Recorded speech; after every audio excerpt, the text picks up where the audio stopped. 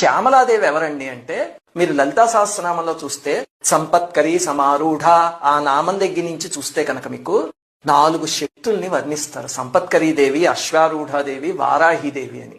లలితాదేవి భండాసురుడి మీదకి యుద్ధానికి వెళ్తూ ఉంటే అమ్మవారికి 4 వైపులా ఉన్న దేవతల్ని వర్ణిస్తారు కదా. అక్కడే గేయచక్ర రథారూఢ మంత్రిణీ పరిసేవిత అంటారు. ఆ మంత్రిణీ దేవతే శ్యామలాదేవి. ఆ దేవతను ఆరాధించటమే శ్యామలా నవరాత్రులు.